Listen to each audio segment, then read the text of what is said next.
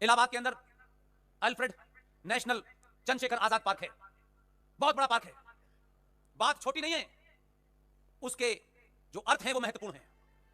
उस पार्क में 10-12 मस्जिदें, 15-20 मज़ारें बन गई। सवाल खड़ा हुआ कि ये मज़ारें यहां कैसे पैदा हो गई भाई? कुछ लोग बोले तुम कहां हाथ डाल रहे हो? हमने कहा विष्णु शंकर पूरी टीम हमारे पीछे खड़ी हुई है, तुम लड़ जाना, अंतिम सांस तक लड़ेंगे। विष्णु शंकर जैन ने इलाहाबाद हाई कोर्ट में पिटीशन दाखिल की कि ये सरकारी पार्क है, इस पार्क के अंदर कैसे ये 85 मज़ारें और मस्जिदें बनी, ये सार्वजनिक संपत्ति के ऊपर नाजायज तरीके से बनी है। जरा अनुमान लगाइए, कोविड चल रहा था और विष्णु शंकर जैन कुरान का इलाज कर रहा था। विष्णु शंकर जैन की पिटीशन वर्चुअल सुनवाई हुई। इसलिए मैंने कहा है कि आप सब मिलकर अगर कोई नारा लगाएंगे तो वो आवाज खाली नहीं जाएगी, इस ब्रह्मांड में गूंजेगी, किसी ना किसी को सुनाई देगी, यूट्यूब के माध्यम से सुनाई देगी, फेसबुक के माध्यम से सुनाई देगी, जरूर सुनाई देगी, मेरा ऐसा विश्वास है। 4 अक्टूबर को वर्चुअल सुनवाई से दिल्ली में बैठ करके इलाहाबाद हाई कोर्ट में पिटीशन की सुनवाई हुई। तर्क और रेफरेंस इतने ताकतवर थे विष्णु शंकर जैन के, ये उसका भाग है, ये भारत राष्ट्र का भाग है। ये घटना भारत के सनातनियों को जगाने के लिए, उनमें विश्वास पैदा करने के लिए आपके बीच में सुना रहा हूं।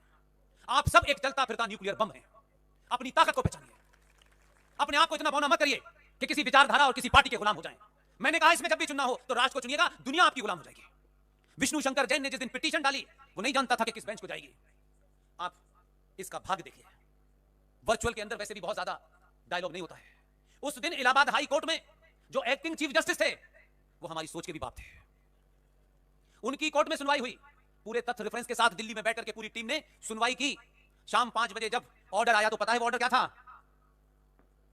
ऑर्डर में चीफ जस्टिस साहब ने कहा कि जितनी भी ये नाजायज मस्जिदें और मज़ारें बनी हैं 8 अक्टूबर तक इनको हटा करके मुझे रिपोर्ट किया जाए। हजारों लाखों लोग जो यहां नहीं बैठे हैं, यकीन मानिए आप जगे हैं तो जो लोग सच में जगना चाहते थे लेकिन राजनीतिक दलालों ने और समाज के ठेकेदारों ने उन्हें जगने नहीं दिया। उसका असर यह हुआ, उसी रात कुछ लोगों का फोन आया। मैंने कहा आपके पास आदेश है, मुझे इसमें इंटरेस्ट नहीं है कि इसमें क्या अगर है और क्या मगर है। वो लोग हमसे जुड़े हुए हैं, किसी का नाम सार्वजनिक नहीं कर सकता, वो हमारी एक छुपी हुई ताकत है।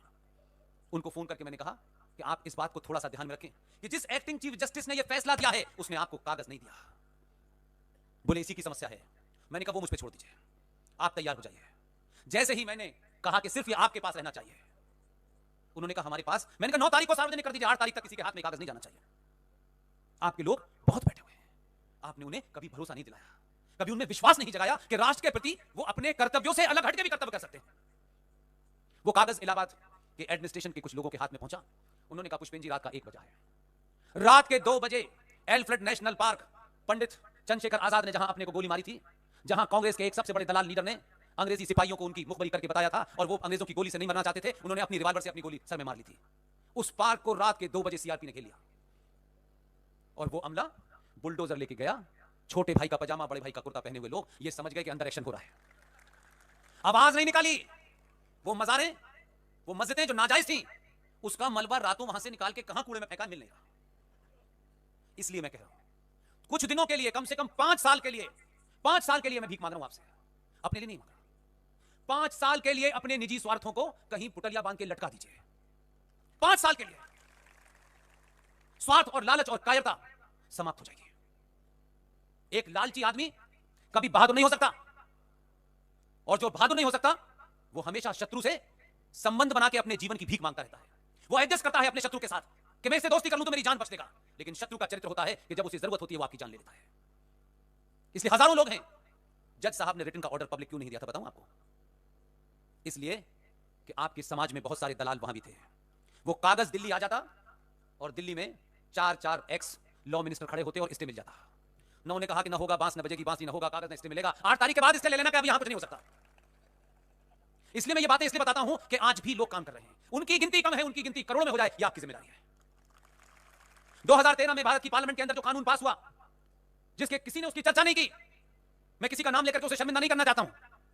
आप सब लोग समझदार हैं और इस संचार क्रांति में कुछ छुपा नहीं है, सबको पता है।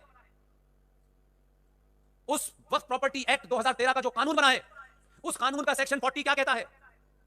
उस कानून का सेक्शन 40.1 यह कहता है कि ये जो वक्फ बोर्ड वाले लोग हैं, इस वक्फ बोर्ड के 2 कर्मचारी हिंदुस्तान के किसी कोने में बैठे हों। वैसे ये दुकान हर शहर में है और हर स्टेट में है, कुछ जगह तो मंत्रालय बने हुए हैं, वक्फ प्रॉपर्टी मंत्रालय। आपका दिवालियापन तो देखिए। किसी भी देश के कोने में बैठा हुआ वक्फ प्रॉपर्टी बोर्ड के, जो वक्फ बोर्ड है उसके 2 जाहिल मौलाना आपको कागज भेजेंगे आपके घर के बराबर में। ये मैदान जिसका भी है, जो भी इसका मालिक है, उसको कुछ पता नहीं चलेगा। उस कानून के तहत लिखा हुआ है कि वो 2 मुसलमान जो वक्फ प्रॉपर्टी बोर्ड के हैं, वो ये महसूस करते हैं, they feel, they understand, this is the language in the code, in the law.